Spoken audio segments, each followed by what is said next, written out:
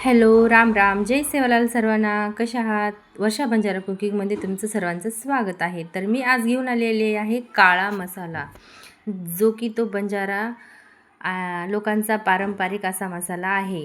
कारण हा मसाल्यामध्ये भाजीला खूप टेस्ट येते. तर याच्यासाठी घेतले मी पाव किलो खोबरं, जायपत्री, धने आणि तेजपान, भेंडी विलायची, मोठे जिरे, 6 जिरे, काळी मिरे, त्रिफळा आणि हे सगळं मी मापातच घेतलेलं आहे.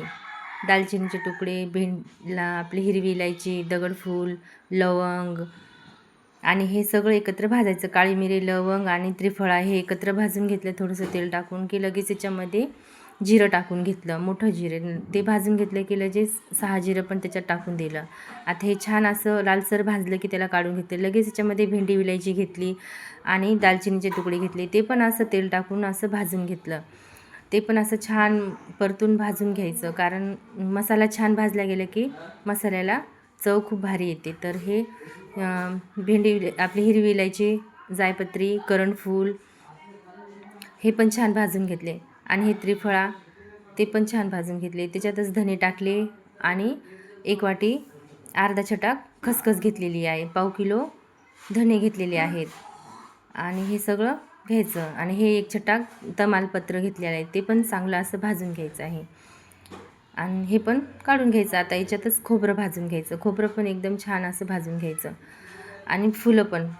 तर हे सगळं भाजून झालं की परातीत काढून घ्यायचं.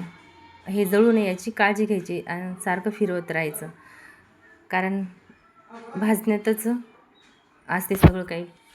तर हे मसाला आमचा बंजारा लोकांचा पारंपरिक मसाला आहे. ह्या मसाल्यामध्ये जी चव आहे ना, ती जे विकत आणतो त्याच्यामध्ये नसते.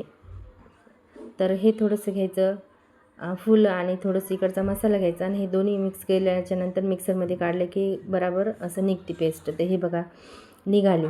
तर हा मसाला रेसिपी तुम्ही एकदा नक्की ट्राय करा. तुमच्या भाजीला पण चव येईल आणि खूप भारी लागते. तर हा मसाला मी माझ्या मुलासाठी बनवला. तर मला वाटलं तुमच्यासोबत चला आता यूट्यूब चॅनल काढलं तर मसाल्याची पण रेसिपी टाकावं म्हणलं, तर म्हणून टाकलं आहे. तर तुम्हाला जर आवडली तर तुम्ही पण अशी मसाला बनवा आणि तुमच्या भाजीला पण अशी छान चव आणा.